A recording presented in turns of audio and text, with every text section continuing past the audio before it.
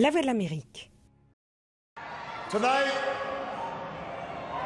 more than 200 years after a former... Ce soir, plus de 200 ans après qu'une ancienne colonie a gagné le droit de déterminer sa propre destinée, le renforcement de notre union progresse. Yes, he can. Acte 2, Barack Obama est réélu pour un second mandat historique.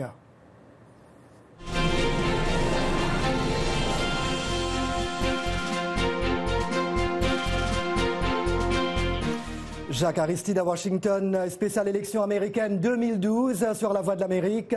Les résultats, analyses, enseignements et perspectives d'avenir, des directs également. Avec moi sur ce plateau, Niels Planel, spécialiste de la politique américaine et auteur du livre Obamanomics. Nicolas Pineau est à la Maison-Blanche, Robert Daguillard près du Capitol Hill et tout à l'heure, reportage de Roger Muntou. Et à Miami, en Floride, la journaliste Lucie Tondreau. Merci d'avoir accepté donc notre invitation à tous ces invités. Voilà, Niels Planel avec moi, d'emblée les réactions. Alors, depuis les années 1930, un président des États-Unis n'avait été réélu avec un taux de chômage supérieur à 7,2%, mais Barack Obama remporte un second mandat malgré la crise. Qu'en pensez-vous, Niels Planel ? Écoutez, les Américains lui font confiance pour redresser l'économie. Ils sont patients et ont accepté de lui redonner 4 ans parce qu'ils ne croient pas, ils n'ont pas cru dans les recettes néolibérales proposées par l'adversaire républicain Mitt Romney. C'est aussi simple que ça. Voilà. Et évidemment, nous avons cette carte peut-être pas totalement prête, mais du côté des grands électeurs, parce que c'est cela qui compte avant tout, Obama recueille 303 voix contre 206 pour Romney. Niels, comment analysez-vous ce qui s'est passé hier soir ?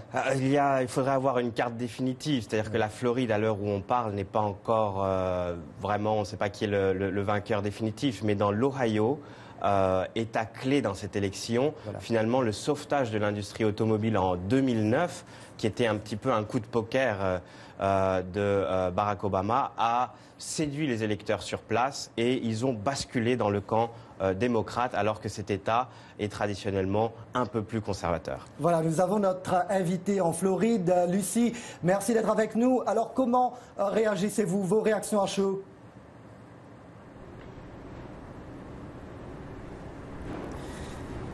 Je crois que nous avons un petit problème audio avec notre invité en Floride. Nous allons poursuivre. Je vous le disais aussi, nous avons avec nous Nicolas Pineau, donc vraiment désolé, pas d'audio avec notre invité en Floride. Nicolas, merci donc d'être avec nous. Vous êtes à la Maison-Blanche. Nicolas, alors si vous m'entendez, alors comment s'annoncent les 4 ans supplémentaires octroyés à Barack Obama ? Bonjour Jacques, bonjour à tous. Écoutez, ces 4 prochaines années s'annoncent difficiles, il faut bien le dire, pour le président américain qui a obtenu un second mandat hier soir, mais par une très courte majorité. Et on sent avec le vote d'hier que les Américains sont bel et bien divisés. On le voit sur la carte électorale que vous avez dévoilée tout à l'heure. Il y a vraiment un clivage politique américain. Et le président américain va surtout devoir affronter de grands défis. Et le premier, avant le 1er janvier, le Congrès américain qui doit trouver un accord sur la fameuse falaise fiscale, c'est-à-dire qu'automatiquement, à partir du 1er janvier, il y aura 500 millions de coupes budgétaires, notamment dans la défense, et également des hausses de revenus. Alors, évidemment, les deux camps espèrent parvenir à un accord pour parvenir et éviter justement ces 500 millions de coupes. Mais ça va être très très difficile puisque depuis des mois, les deux camps n'arrivent pas à s'entendre là-dessus. La campagne présidentielle avait relevé au second plan cette question. Mais dans les 2-3 mois à venir qui restent, il va falloir résoudre cette falaise fiscale, Jacques. Évidemment, Nicolas, on y reviendra tout à l'heure avec Robert Daguillard. Mais Nicolas, dites-moi, est-ce que vous pensez que son rôle sur la scène internationale pourrait lui permettre de faire la différence ? Pas tellement, il a été félicité par la Chine et par la Russie pour son élection, mais le président américain a davantage beaucoup de dossiers à régler ici aux États-Unis. On a parlé évidemment des hausses d'impôts et justement du déficit public, de la dette américaine. Il y a également tout simplement le chômage, vous l'avez rappelé tout à l'heure, le taux de chômage qui le mois dernier était encore à 7,9% de la population active. Donc les dossiers internationaux sont un peu relégués au second plan. Lors de son premier mandat, il a bien obtenu le prix Nobel de la paix. Concernant les négociations sur le nucléaire, il y a bien sûr eu la lutte contre Al-Qaïda et notamment la mort d'Oussama Ben Laden. Mais on l'a vu concernant le dossier afghan, le dossier iranien et le dossier syrien dans cette campagne, ce n'était pas vraiment les dossiers chauds pour cette campagne. Donc encore une fois, Barack Obama a beaucoup de travail à faire ici aux États-Unis avant de s'occuper des affaires du monde. Merci bien Nicolas, et sans plus tarder, je me tourne vers Robert Daguillard. Robert, ce mardi, les Américains ont évidemment voté pour leur président, mais pas seulement. En fait, le 6 novembre, des milliers d'élections se sont tenues simultanément dans tous les États-Unis, au niveau national comme au niveau local. Et il y a eu bien entendu l'élection des membres du Congrès, Nicolas le disait à l'instant. Robert, vous avez suivi cette course, que faut-il retenir ? Eh bien, ce qu'il faut retenir, Jacques, c'est le statu quo qui prévaut au Sénat comme à la Chambre des représentants. Les démocrates avaient une majorité à la Chambre des représentants de 53 sièges contre 47 aux républicains. Il semble qu'ils vont pouvoir maintenir et peut-être même consolider cette majorité. À l'heure où je vous parle, 51 sièges sont définitivement acquis aux démocrates, 45 aux républicains, 2 indépendants qui vont siéger avec les démocrates, qui vont s'aligner de manière générale avec les démocrates au Congrès. De plus, 2 candidats démocrates mènent à l'heure actuelle, même si les résultats ne sont pas définitifs, dans des États, le Montana et le Dakota du Nord, qui de façon intéressante ont soutenu le candidat républicain à l'élection présidentielle, Mitt Romney. Donc il semble que les démocrates vont pouvoir même consolider leur majorité au Sénat. À la Chambre des représentants, les démocrates avaient besoin d'un gain net de 25 sièges afin de reconquérir la majorité qu'ils avaient perdue aux élections de mi-mandat de 2010. Ils n'y sont pas arrivés, loin de là. Les démocrates n'ont enregistré qu'un gain net de 4 à 5 sièges, donc ce qui les laisse très très loin de la majorité dont ils avaient besoin.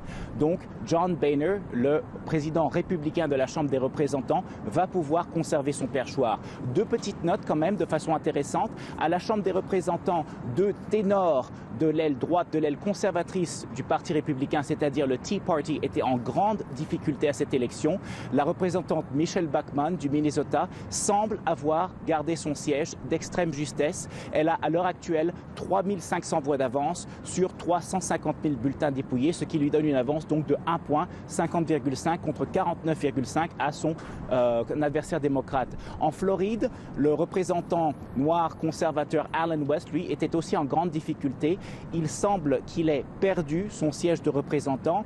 Il est mené de 3000 voix à l'heure actuelle. On ne peut pas encore donner les résultats définitifs parce qu'il reste encore des votes par correspondance à compter, mais son adversaire démocrate avait déjà lui crié victoire en début de soirée. Le représentant West, quant à lui, n'a pas encore reconnu sa défaite. C'est une affaire à suivre donc, mais de toute façon, il était en grande difficulté. Donc voilà ce qu'on peut retenir à l'heure actuelle.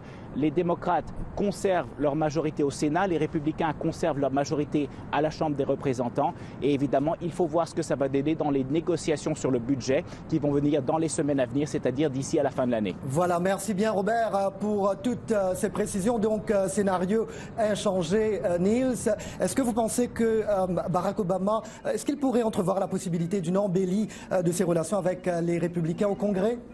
Oui, le premier commentaire, de toute manière, c'est de dire est-ce qu'on a dépensé 6 milliards de dollars pour rien? Le coût de cette campagne était de 6 milliards de dollars de part et d'autre.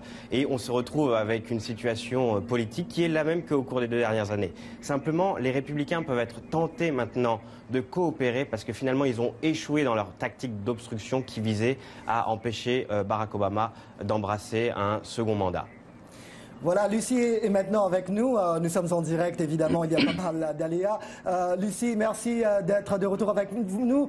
Pensez-vous que les républicains mettront fin à leur stratégie de blocage maintenant que Barack Obama a été réélu pour un second mandat? Je pense que pour le deuxième mandat, les républicains vont changer leur tactique parce qu'ils ont vu, surtout ici en Floride, comment les gens se sont démêlés pour supporter le président Obama, malgré toutes les tentatives qu'ils ont faites pour l'empêcher d'accéder au pouvoir à un deuxième terme. Certainement, nous attendons les résultats encore ici en Floride, malgré toutes les difficultés que nous avons rencontrés ici, surtout les électeurs, pour aller aux urnes, eh bien, la population s'est montrée quand même décidée et patiemment a attendu 6 heures, 8 heures de temps en ligne pour pouvoir aller voter. Et aujourd'hui, je pense que le message a été très clair pour les Républicains. Justement, Lucie, j'allais vous demander quelles sont les dernières nouvelles. Qu'est-ce que vous avez recueilli comme dernière information en Floride? Jusqu'à présent, nous attendons encore. Ils sont toujours en train de compter. Hier soir, il était 10 heures du soir quand le dernier bureau a fermé ses portes. Alors jusqu'à présent, nous attendons les résultats finaux. Nous pensons que l'État de la Floride, le président Obama, va remporter l'État de la Floride. D'accord. Alors donc, on continue de parler de cette cohabitation, président démocrate et Congrès aux républicains. Alors, maintenant que Barack Obama, il n'aura pas à se représenter devant le peuple américain, ne pensez-vous pas qu'il pourrait se dire, écoutez, je ne vais pas trop m'en faire, donc je n'aurai pas à me représenter. Alors, peut-être que les choses ne vont pas avancer comme ça. Est-ce que vous n'avez pas cette impression ? Bon, l'une des choses qu'il a fait hier dans sa déclaration, hier soir après sa victoire, il a dit qu'il allait travailler en commun accord avec le gouverneur Mitt Romney pour pouvoir arriver à des dossiers communs pour le peuple américain. Je ne pense pas que le président Obama pense que sa victoire a été une victoire facile. D'ailleurs, nous avons pu voir durant tous les 4 ou 6 dernières semaines, les sondages, ce qui se dessinait à l'horizon pour le président. Alors, je pense qu'il va vraiment essayer de travailler avec les Républicains, en fait, dans la mesure où c'est possible. Et certainement, je pense qu'il a pris très au sérieux sa victoire et surtout le support du peuple américain. D'accord, donc vous pensez qu'il sera vraiment un président rassembleur, parce que quand même, il y a presque la moitié du pays qui n'a pas voté pour lui. Certainement. Je pense qu'il ne va pas prendre à la légère cette élection et il va essayer de rassembler les deux chambres, le peuple américain, parce qu'aujourd'hui, à travers les élections, nous avons un peuple divisé.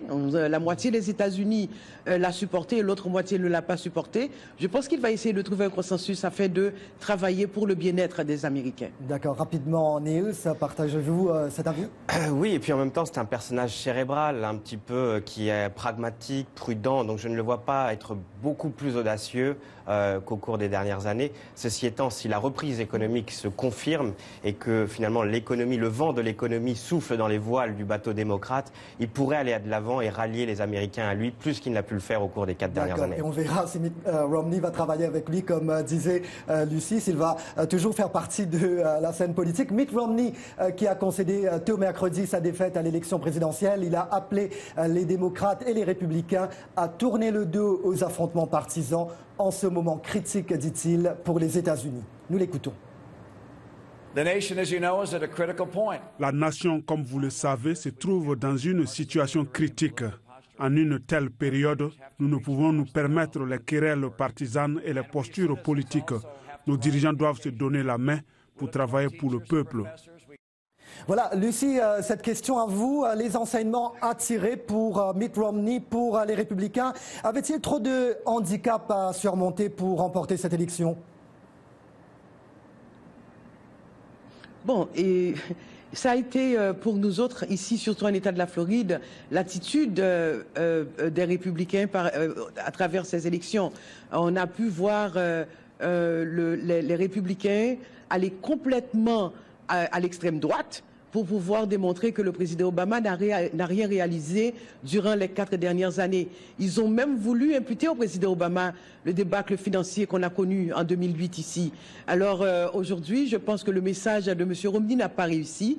Le peuple américain a pu comprendre exactement ce qui s'est passé et surtout quand on voit que les républicains ont essayé aussi de dire que le président Obama ne se souciait pas vraiment des immigrants parce qu'au début de son mandat, il avait eu la possibilité de résoudre cette question de Immigration Reform Act pour légaliser les immigrants. Ça, c'était surtout des messages pour les latinos qui devaient voter en masse. et il n'a pas réussi à le faire, c'est parce qu'il n'a pas voulu le faire. Et encore une fois, les voteurs, les Américains, les électeurs n'ont pas avalé cette pilule. Ils ont vraiment tout essayé pour essayer de détruire l'image du président Obama et surtout la crédibilité des actions du président Obama et du Parti démocrate. Malheureusement, ça n'a pas atterri du tout. Voilà. Niels, justement, pourquoi Mitt Romney n'a pas pu réussir à faire passer son message? C'est un homme d'affaires, brillant selon certains, c'est un gestionnaire. Ce pays est confronté à une crise économique, quand même, à une crise certaine du moins. Alors pourquoi il n'a pas réussi à faire ça?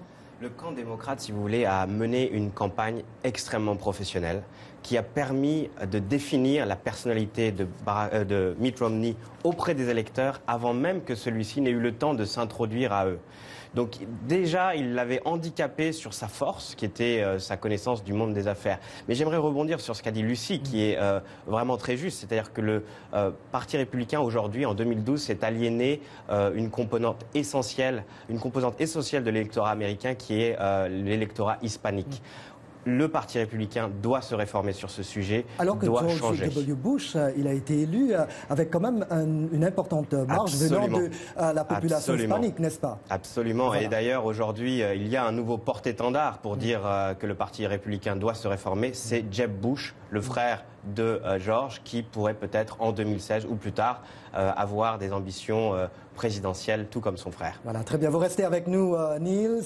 Voilà, spéciale élection américaine 2012 en direct sur La Voix de l'Amérique. N'allez nulle part ailleurs. Nous vous retrouvons dans quelques petits instants. Faites connaissance avec la nouvelle équipe de Washington Forum. Avec Jacques Aristide à la présentation, Nico et Morgane vous proposent les nouvelles. Robert explore en profondeur les sujets affectant votre vie. Et Décoller avec Roger qui jette un regard amusant sur votre monde. Washington Forum sur La Voix de l'Amérique. Retrouvez-nous à la télé, la radio, sur Internet et sur votre portable.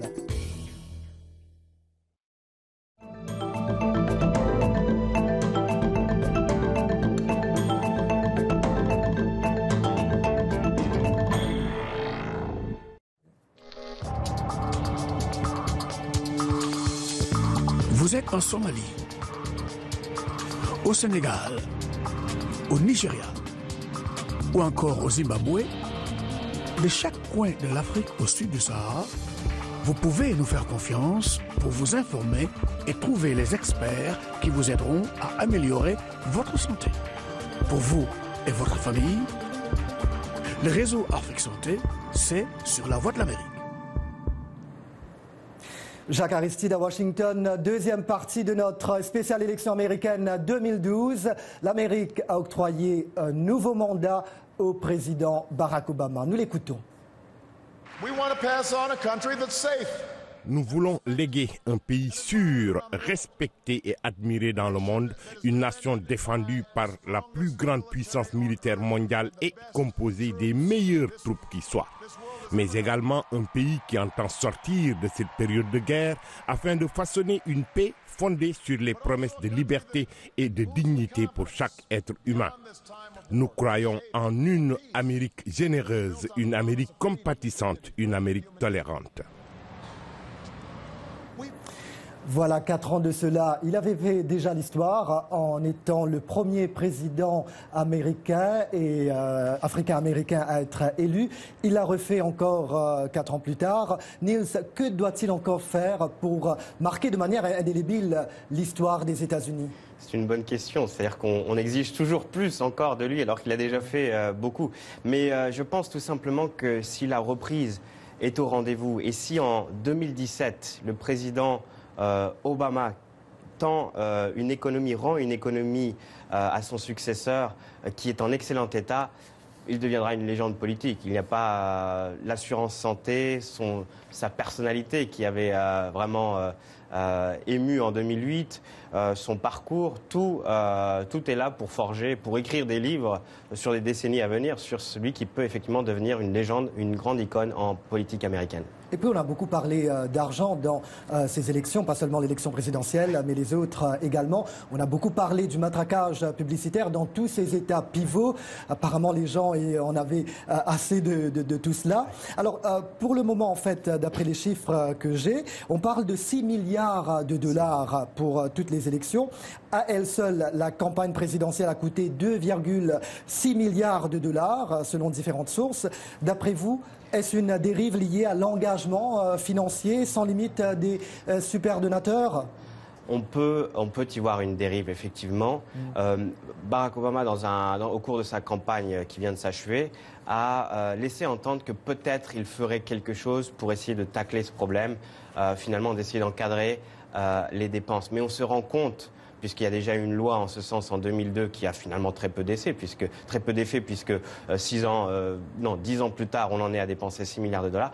On se rend compte que légiférer sur ce sujet est très difficile et c'est problématique. Mais d'autre part, on se demande si effectivement cet argent sert à quelque chose, parce qu'on se retrouve dans la même configuration qu'avant-hier pour les 2 prochaines années. Absolument, voilà, somme astronomique. Mais qu'est-ce que cela signifie vraiment pour le processus démocratique de ce pays, pris en exemple par beaucoup d'autres dans le monde, n'est-ce pas ?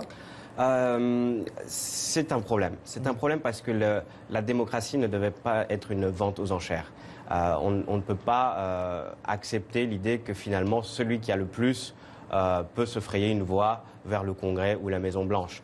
Donc je pense que du point de vue de l'Amérique, qui est quand même une espèce de phare qui continue à envoyer des messages forts au reste du monde, ou qui espère le faire, réformer la manière dont on finance les partis politiques et les campagnes politiques serait peut-être bienvenu en cette époque. Niels, vous restez avec nous sur ce plateau. Merci bien d'être là aujourd'hui. Voilà, je vous le disais en début d'émission, Roger Muntu a sillonné les rues du Maryland pour recueillir différentes réactions. Et Roger est là pour nous en parler. Take it away, Roger, à vous le relais.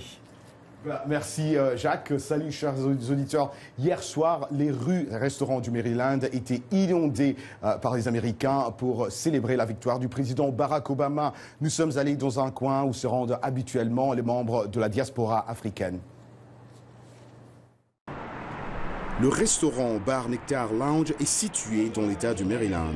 C'est un endroit où beaucoup de membres de la communauté africaine de Washington se rencontrent. Pour mettre les clients dans l'ambiance, le gérant et propriétaire avaient diminué l'intensité de la lumière pour avoir une bonne projection claire des résultats. Et il nous dit qu'ils vont célébrer jusqu'au matin. L'ambiance sera chaude. On attend les résultats. On voit comment les résultats viennent. Tout le monde sont prêts pour célébrer. On va fêter avec les bouteilles de champagne. Pendant que DJ Eric se prépare pour faire danser les clients, il nous relate aussi ce qu'il attend du prochain président. Ce que DJ Eric attend du prochain président américain. L'économie, ça doit changer. Pendant qu'ils attendaient les résultats, d'autres membres de cette communauté n'ont pas hésité de nous dire comment certains pays africains pourraient bénéficier du système électoral américain.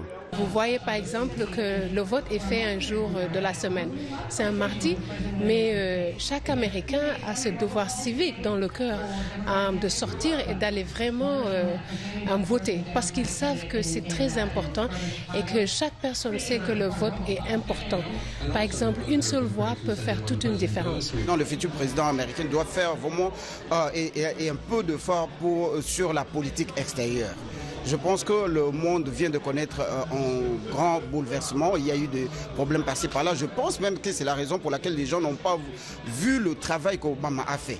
Dans la cuisine du Nectar Lounge, chef Marie Jo a un message pour le président Barack Obama. Pour le président, nous attendons particulièrement, moi je suis sénégalaise, je suis africaine et tout. Bon, nous voulons qu'il travaille plus avec l'Afrique. Donc nous aimerons bien qu'il travaille pour l'Afrique, qu'il se concentre aussi pour l'agriculture, parce que moi en même temps... Voilà un peu ce qui s'est passé la nuit dernière au Nectar Lounge dans le Maryland. Et comme vous l'avez entendu, ces Africains de la diaspora non seulement ont bien fêté et célébré, mais une chose est certaine, Jacques, c'est qu'ils attendent beaucoup alors du président réélu. Absolument, Roger. Et vous avez choisi l'endroit idéal, n'est-ce pas? Vous en avez profité, j'espère. Bien sûr. Voilà. Puisqu'on parle de l'Afrique, Niels, en fait, je voulais vous poser cette question. Évidemment, on n'a pas besoin de sondage scientifique pour nous dire que toute l'Afrique a voté pour Barack Obama. Mais n'empêche, il y a quelques semaines de cela, j'avais fait une émission sur les attentes des Africains en ce qui concerne Barack Obama. Et quand même, il y a eu pas mal de commentaires assez négatifs. Les Africains attendaient plus de Barack Obama. Par exemple, il y a certains qui disaient George W. Bush, il était venu avec une loi qui s'appelle l'AGWA, Africa Growth and Opportunity Act, alors que Barack Obama, qui a des liens de sang avec l'Afrique, qu'il n'a pas fait grand-chose. Oui, je pense que d'abord on peut rappeler que George Bush avait également beaucoup fait au niveau de la lutte contre le sida en Afrique. Mais je pense qu'il faut se remémorer, 4 ans viennent de passer où les politiciens dans ce pays ont eu les mains dans le cambouis pour s'occuper de l'économie et puis après de cette campagne très longue qui vient de s'achever puisqu'elle a duré à peu près 18 mois si on inclut les primaires républicaines. Ça veut dire que les Américains étaient tournés vers eux-mêmes. Maintenant que ce cycle électoral se termine, que Barack Obama n'a pas de réélection en jeu, on peut envisager qu'il se tourne davantage vers le reste du monde et commence à initier des politiques diplomatiques, stratégiques, et notamment à l'échelle de l'Afrique où on pourrait le voir s'engager un rien davantage. Mais quand même, les défis sont énormes, n'est-ce pas? Emploi, économie, immigration, logement, santé, politique étrangère, je viens de le dire, et ça inclut l'Afrique évidemment. Pensez-vous que l'occupant du bureau Oval aura fort à faire à la tête de ce pays? Est-ce qu'il pourra vraiment relever tous ces défis avant la fin de son mandat? Il a précisément, je pense, encore 2 ans, puisqu'ensuite il y aura des élections de mi-mandat en 2014, et après on sera occupé à savoir qui sera le successeur de Barack Obama. Donc pendant 2 ans, un bras de fer s'engage pour savoir finalement si le budget, si la dette publique américaine peut être restructurée, si sur la question de l'immigration on peut arriver à une grande réforme. Mais pour le reste, il a déjà tellement fait au cours de son premier mandat qu'il n'a plus qu'à consolider ce qu'il a déjà fait. Et je pense que de ce point de vue-là, ça pourrait être un mandat qui est plus facile à gérer pour lui. D'accord. Et lors de la campagne, il a beaucoup parlé du terrorisme, notamment. Il avait déclaré que Al-Qaïda était décimé, Ben Laden n'est plus là. Mais n'empêche, quand vous regardez un petit peu ailleurs, en Afrique par exemple, le nord Mali est maintenant aux mains de groupes terroristes armés liés évidemment à Al-Qaïda. Donc est-ce que vous pensez maintenant qu'il pourra venir et vraiment s'attaquer à ce dossier ? Je pense qu'il ne l'a jamais vraiment occulté. C'est-à-dire que les opérations de contre-terrorisme ont toujours été une priorité sur son agenda extérieur, on va dire. Mais on avait l'impression qu'il ne voulait pas vraiment parler justement de l'évolution du terrorisme en Afrique du Nord, par exemple. Sur la question de l'Afrique du Nord, comme par exemple aussi sur la question de la Syrie, on voit que pas seulement l'Amérique, mais les puissances européennes sont dans une attitude d'attentisme parce que effectivement les enjeux domestiques, aussi bien en Europe qu'aux États-Unis, sont tellement énormes et les opinions sont entre guillemets fatiguées, veulent qu'on traite leurs problèmes d'abord chez eux avant de s'occuper du reste du monde. Donc effectivement, c'était difficile pour, en Europe comme aux États-Unis, de prendre position sur des dossiers de manière aussi affirmée et de dire on va s'engager sur le terrain. Maintenant, la donne est un petit peu différente et si la reprise est au rendez-vous, on pourrait voir effectivement un président Obama qui a plus de marge de manœuvre. Voilà. Et puis, en fait, d'ailleurs, lors du débat consacré à la politique étrangère, l'Europe était complètement absente, n'est-ce pas? Est-ce que vous pensez que peut-être là, il devra quand même intervenir et dire quelque chose là-dessus? Oui, à l'évidence, l'Europe était aux abonnés absents dans ce débat, dans cette campagne. Ceci étant, il faut voir que le centre d'intérêt des États-Unis aujourd'hui est passé à l'ouest, c'est-à-dire c'est l'Asie. C'est là où il y a la plus grande zone de croissance démographique et économique au monde. Et on a vu discrètement l'administration Obama réorienter toute sa stratégie diplomatique, commerciale et militaire vers cette région du monde. Donc c'est là qu'au cours des 4 prochaines années, il faut s'attendre à voir un peu d'action. Très rapidement, Niels, pour terminer, petite question personnelle. Vous êtes installé dans ce pays depuis maintenant 5 ans, n'est-ce pas? Alors que souhaitez-vous personnellement pour le président et pour ce pays? Deux choses. D'abord, de remettre en route une démocratie qui est, on l'a dit, un petit peu dysfonctionnelle avec ses finances publiques, enfin pas ses finances publiques, ses financements dans un état curieux. Il faut faire des heures de queue pour pouvoir voter, c'est un peu chaotique. Donc on espère avoir ça, et puis peut-être un parti républicain qui se recentre, parce que la démocratie américaine fonctionne avec deux partis et elle a besoin des deux. Merci bien Niels, brillant invité, certainement vous invitera encore sur ce plateau. Voilà, ce qui met fin à ce spécial élection américaine 2012. Barack Obama reste à la Maison-Blanche pour encore 4 ans. Décision du peuple américain. Merci bien à Niels Planel. Merci également à Lucie Tondreau qui était à Miami. Merci à toute l'équipe et toutes nos stations partenaires, évidemment. Et merci à vous, chers fidèles de la Voix de l'Amérique. N'oubliez pas Washington Forum demain, jeudi 8 novembre. Comme d'habitude, je vous donne rendez-vous à 19h, temps universel. Restez branchés sur la Voix de l'Amérique. Take care.